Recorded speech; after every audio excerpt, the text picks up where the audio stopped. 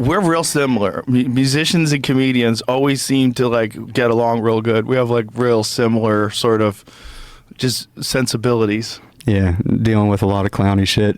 A lot of clowny shit, a lot of fucking irresponsible, impulsive people, a lot of substances, a lot of chaos, a lot of fun, a lot of rebels.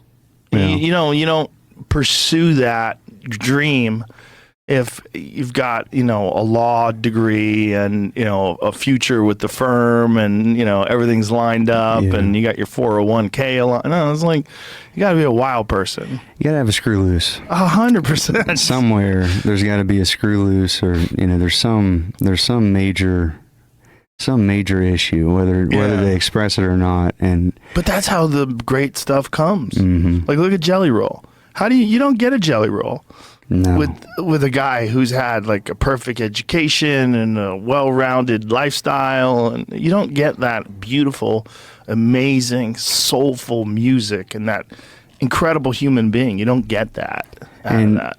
I don't know him, but just listening to him talk, I don't think even 15 years ago Jelly Roll could be who he is now. Right. If it would have happened earlier, because he kind of jokes about, like he got the best new artist of the year and he's like 39 or whatever. And he was kind of joking about that, but for him, that is the right time for him. Yeah. And, it's just, everybody has a different path. It aligned perfectly where a guy like Jelly Roll, especially in country, right? Mm-hmm. When you see a guy like Jelly Roll with face tattoos and like gold teeth and shit, like what? Yeah. Like that guy? Yeah, 20 years ago, you'd never see that, but times are different in a good way, and a lot of good ways in country music. A lot of great ways in all music, in art in general. It's like these communities are sort of colliding with each other, and you're getting these sort of interesting mixtures of people. Mm-hmm. Yeah, you got Post Malone saying country music, exactly, and covering Sturgill Simpson and stuff like that, and it's like, fuck yeah. Exactly, awesome. Exactly. I watched his, the NPR Tiny Desk concert. And I didn't see that. Amazing. Dude, it's amazing. Did you see Scarface's? No. Oh my God, it's incredible. Incredible. Scarface from the Ghetto Boys. No, I didn't see his. A Tiny Desk concert. Fucking amazing. Amazing. Just like he did it, he altered the music to fit the vibe of this Tiny Desk thing. Are you a Ghetto Boys fan? No, I didn't listen to him much. Dude, when I was a kid, Ghetto Boys were the shit. When I delivered newspapers, I used to deliver newspapers. I'd drive around listening to Ghetto Boys. Fuck yeah. He was on here before talking about playing to 500,000 people. Was that one? No, or was that somebody else? No. That was Be Real. That was Be Real from Cypress Hill. I remember hearing that, and I remember, I'll never forget that when he was telling that story. Yeah, 500,000 people at a music festival. That was Woodstock. Yeah, 500,000 people. Someone stole his shoes. He was crowd surfing and someone stole his sneakers off him. When you're playing to 500,000 people and you lose your shoes, whatever. That's the price you pay for just getting to experience something. That's gotta be crazy. How many people have ever experienced that?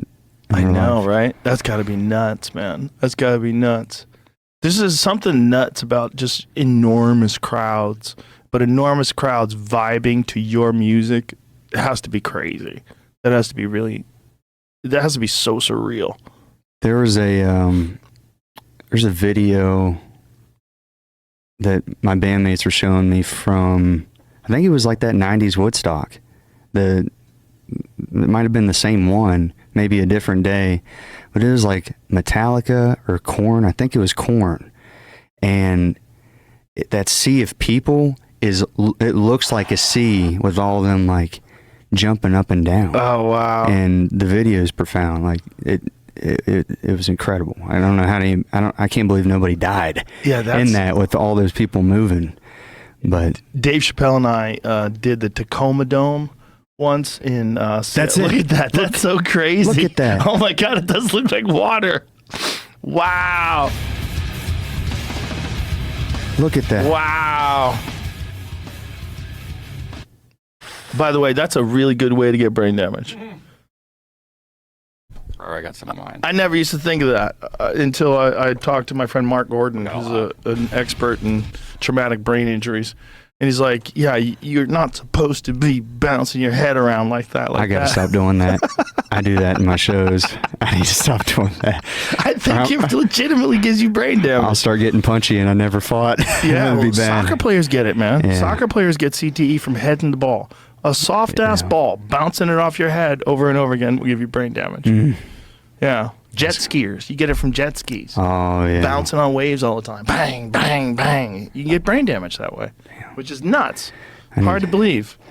I need to start rethinking my live show a little bit. I do that a little too much. It's not like, I just feel it. But yeah, maybe I ought to stop doing that. Well, I was going to say about Dave Chappelle and I, we did the Tacoma Dome, which is 25,000 people in Tacoma, Washington.